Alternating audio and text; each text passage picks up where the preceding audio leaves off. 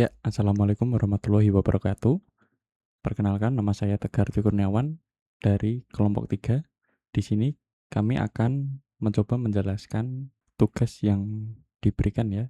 Di sini kami mengambil tema perancangan sistem basis data dengan studi kasus platform e-commerce.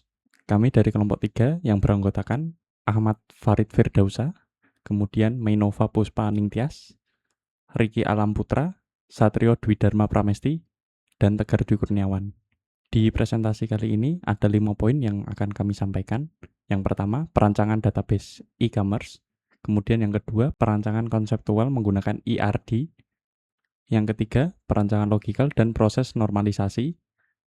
Yang keempat, implementasi fisik dan query SQL menggunakan DDL dan DML ya.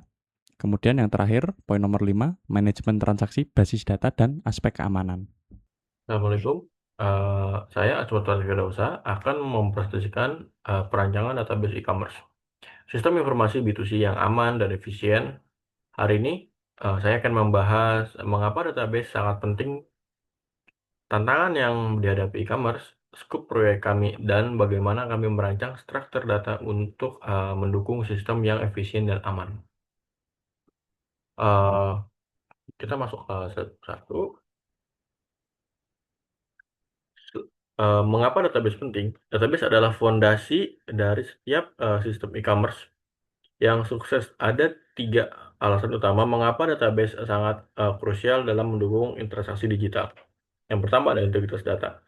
Database memastikan konsistensi informasi transaksi seperti stok, pembayaran, dan pesanan ketika pelanggan membeli produk. Sistem harus segera memperbarui stok, mencatat transaksi, dan mengirim informasi. Tanpa integritas data yang baik, bisa terjadi overselling atau ketidaksesuaian pembayaran. Lalu ada keamanan.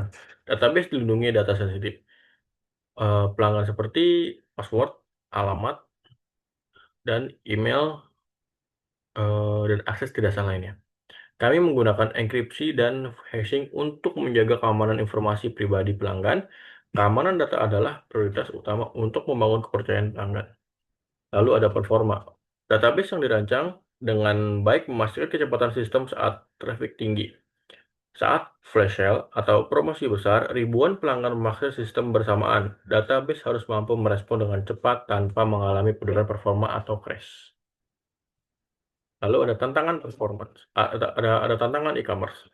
Database e-commerce menghadapi beberapa tantangan serius yang harus diatasi untuk memastikan operasional yang lancar.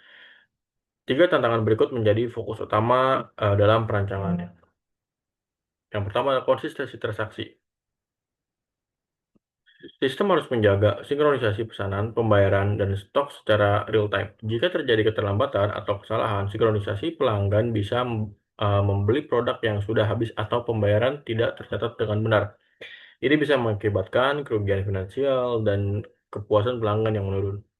Lalu ada lonjakan traffic. Eh,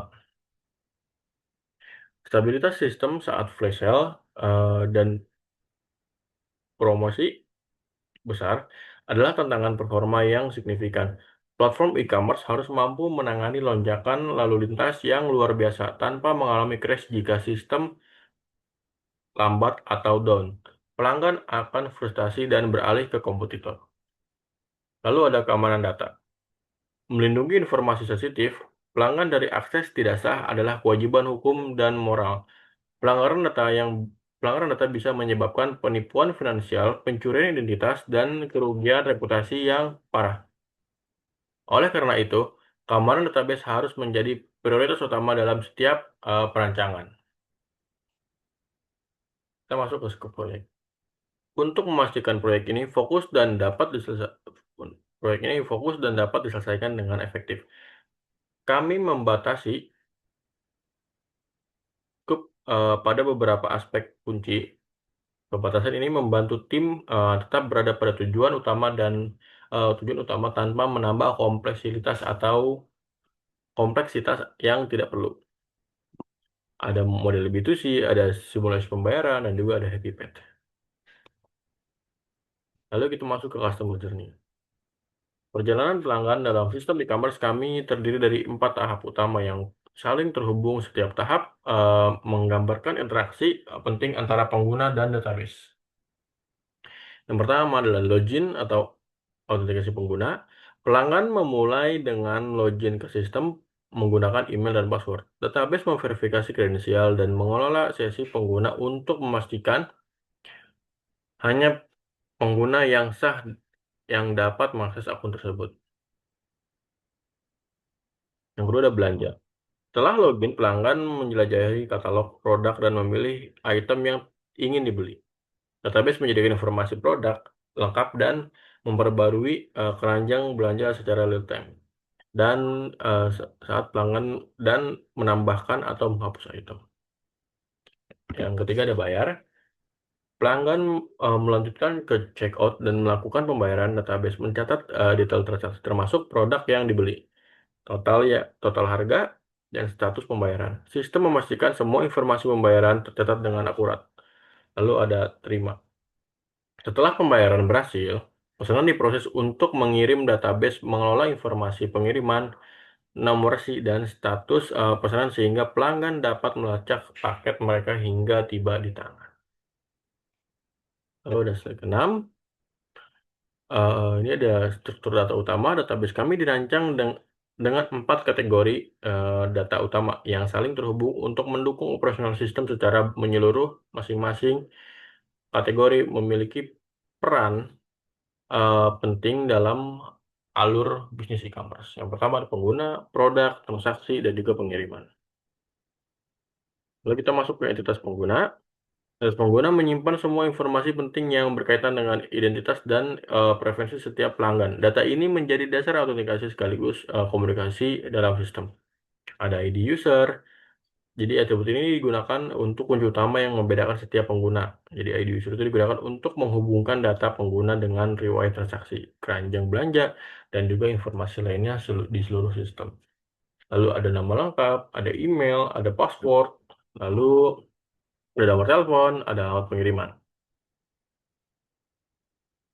Di sini di atas produk. Identitas produk adalah inti dari katalog e-commerce kami. Tempat setiap barang yang dijual didefinisikan secara digital. Struktur ini membantu sistem menampilkan, mengelola, dan mengontrol stok produk dengan baik. Ada ID produk, ada nama produk, ada deskripsi, harga, dan juga stok. Lalu yang terakhir ada ID kategori. Di slide 9 ini entitas transaksi terkait dengan entitas transaksi dan pengiriman. Dua entitas ini adalah tulang punggung dari setiap pembelian yang terjadi di platform kita. Keduanya memastikan proses pembelian hingga pengiriman dapat dilacak dengan jelas. Lalu ada key takeaway atau pengiriman. Di sini ada ID pengirim, lalu di sini ada key takeaway. Oh maaf, tadi saya ada salah. Di sini ada key takeaway. Di sini ada database robust, ada keamanan prioritas, lalu ada performa optimal. Dan juga yang terakhir adalah siap berkembang. Oke, Oke, mungkin cukup sekian dari saya. Terima kasih atas perhatian Anda. Semoga presentasi ini uh, memberikan pemahaman yang jelas tentang pentingnya perancangan database. Mungkin jika saya ada salah kata dan juga dari bahasa saya yang mungkin salah, mohon maaf untuk Bapak dan Ibu dosen. Dan juga mungkin dari perkataan saya atau kata saya yang patah-patah, saya mohon maaf. Sekian dari saya. Assalamualaikum warahmatullahi wabarakatuh.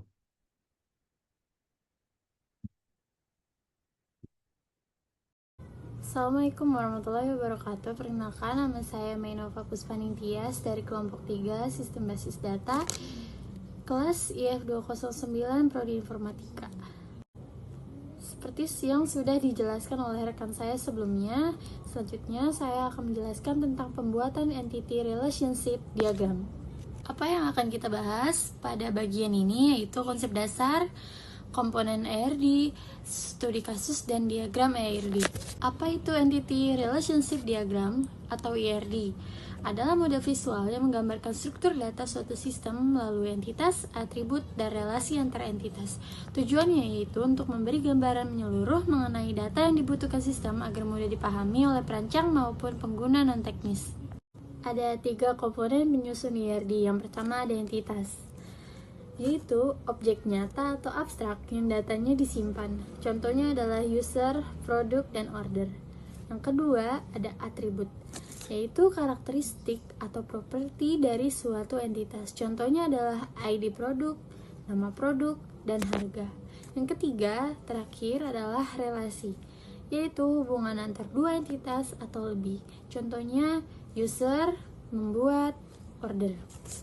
Jenis kardinalitas relasi yaitu ada one to one, yaitu satu order dibayar dengan tepat satu payment. One to many, yaitu satu user dapat membuat banyak order. Dan yang ketiga ada many to many, yaitu satu order berisi banyak produk dan satu produk ada pada banyak order. Selanjutnya ada identifikasi entitas sistem penjualan online. Yang pertama ada user, pengguna atau pelanggan yang bertransaksi. Yang kedua ada kategori, pengelompokan produk. Yang ketiga ada produk, barang yang dijual. Keempat ada order, pemesanan oleh user.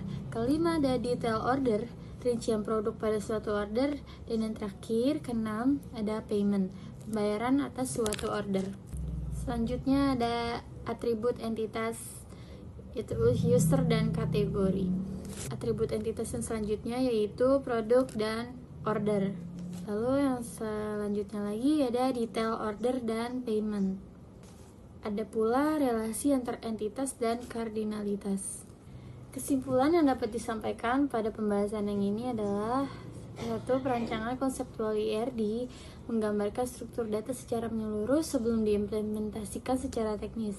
Yang kedua, ada 6 entitas teridentifikasi, yaitu user, kategori, produk, order, detail order, dan payment, masing-masing dengan atributnya sendiri. Ketiga, ada relasi antar entitas didominasi kardinalitas 1N dengan satu relasi 1:1 pada order payment. Yang keempat ada relasi banding M antara order dan produk diselesaikan dengan entitas penghubung detail order. Yang kelima adalah hasil IRD menjadi acuan tahap perancangan logis, skema relasional, dan fisik diimplementasikan DBMS. Sekian penjelasan dari saya, terima kasih. Terima kasih. Memasuki pembahasan selanjutnya. Saya Riki Alam Putra akan menjelaskan bagian perencanaan logikal dan proses normalisasi. Sebelumnya, perencanaan ERD sudah disampaikan oleh teman saya. Sekarang kita penerjemahkan ke dalam tabel relasional. Nah, di sini didapatkan ada 5 kategori. Yang pertama kategori user, produk, kategori, terus ada order, dan juga order detail. Nah, di mana untuk masing-masing kategori itu kita membuat tabel sesuai kategorinya. Yang pertama untuk user itu ada ID pelanggan sebagai primary key, kemudian kolom selanjutnya ada nama, email, password. Dan juga dari kategori produk itu kita akan membuat tabel dari ID produk sebagai primary key, kemudian nama produk, harga, stok, dan ID kategori.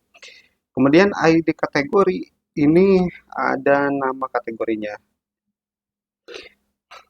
Kemudian dari tabel order kita mendapatkan ID pesanan sebagai primary key, kemudian kolom tabel tanggal, tabel ID pelanggan sebagai foreign key, dan juga tabel harga.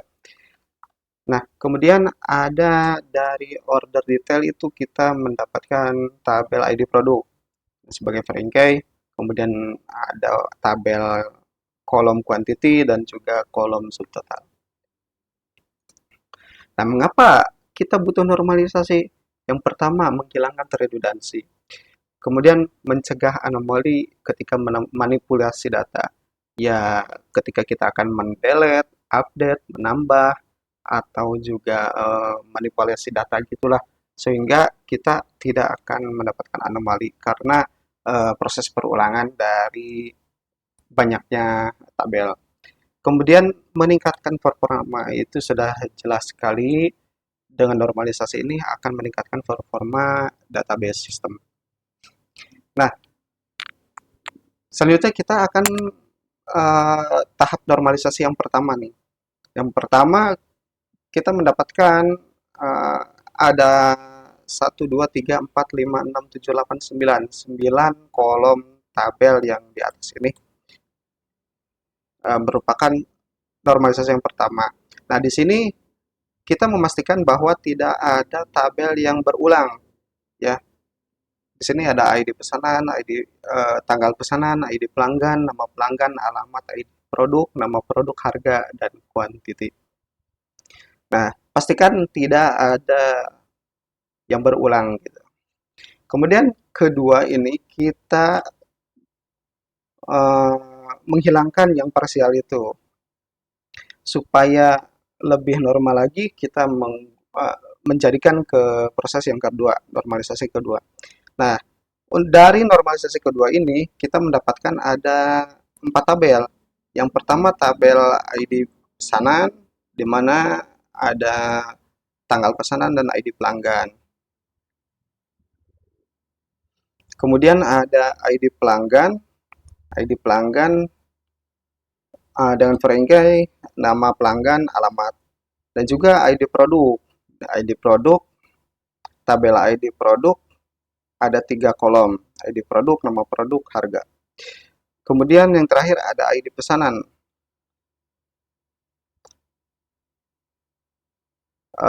Ini sebagai primary key, maaf. Dan yang ID produk ini kan foreign key karena dia masih ketergantungan dengan tabel sebelumnya nih, ID produk. Di mana tabel ID produk itu ada nama produk, harga, dan juga kuantiti. Nah, untuk yang tahap ketiga itu kita menghilangkan tabel yang bersifat parsial. Jadi kalau ada tabel 1, 2, 3, nah yang 3 itu kan masih ketergantungan sama 2 gitu. Jadi kita akan memisahkan. Namun pada kasus kali ini saya lihat dari normalisasi kedua itu sudah bisa termasuk normalisasi ketiga. Di mana ada tabel ID pesanan, ini untuk primary key-nya masing-masing, primary key-nya ID pelanggannya masing-masing ID produk. Nah, di mana ID pesanan, ID produk sebagai tabel transaksi, jadi tidak akan ada anomali saat manipulasi data dan juga redundansi. Demikian untuk tahapan normalisasi. Semoga bermanfaat dan terima kasih. Saya serahkan pembahasan selanjutnya oleh teman saya.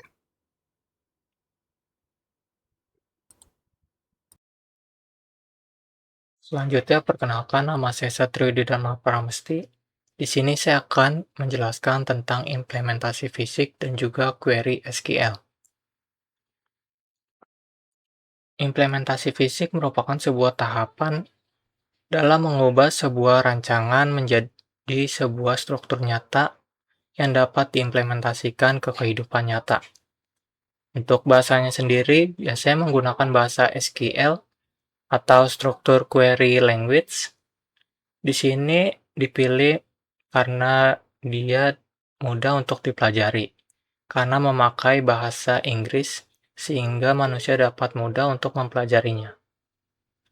Lalu SQL sendiri sudah banyak dipakai di perusahaan-perusahaan sehingga menjadi sebuah standar dalam perusahaan tersebut.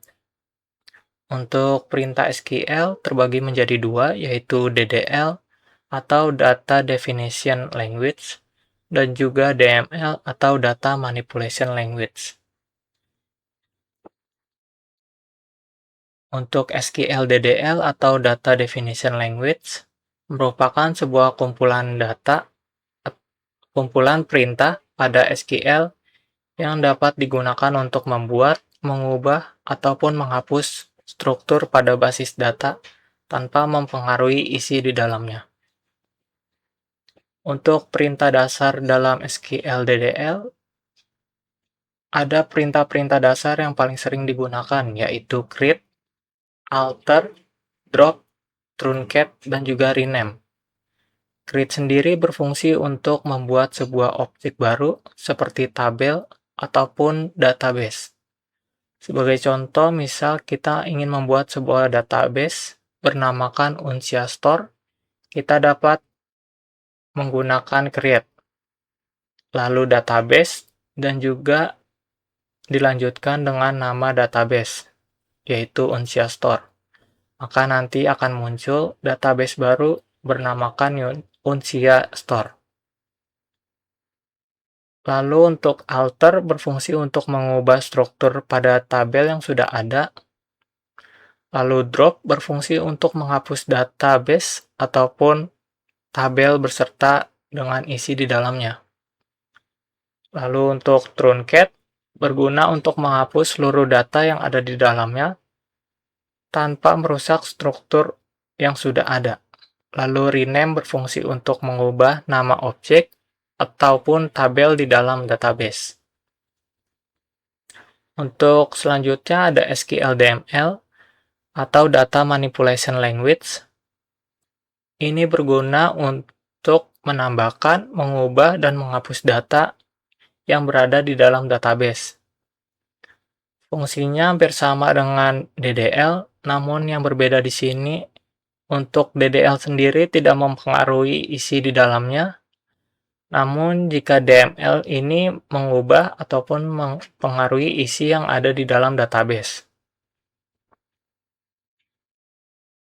Lalu untuk perintah dasar SQLDML sendiri, ada perintah-perintah yang biasa atau sering digunakan, yaitu insert, select, update, dan juga delete. Untuk insert sendiri berfungsi untuk menambahkan data yang ada pada sebuah tabel. Lalu select berfungsi untuk mengambil, membaca, ataupun menampilkan sebuah data dari sebuah database. Untuk update berfungsi atau memperbarui data yang sudah ada.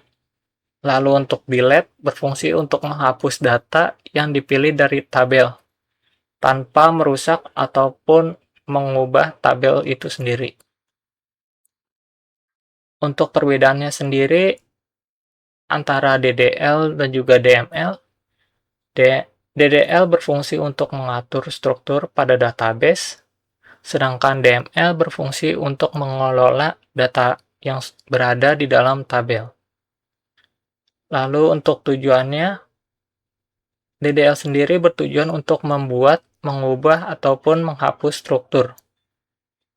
Sedangkan DML bertujuan untuk menambahkan, mengubah, menghapus, ataupun mengambil data. Lalu fokusnya pun juga berbeda, yaitu DDL berfokus pada database, tabel, kolom, dan juga constraint. Untuk DML sendiri berfokus pada baris, record yang sudah ada pada tabel sebelumnya. Lalu untuk DDL sendiri hanya mengubah sebuah struktur data yang ada pada database tanpa mempengaruhi isi di dalamnya. Sedangkan DML mengubah isi di dalamnya.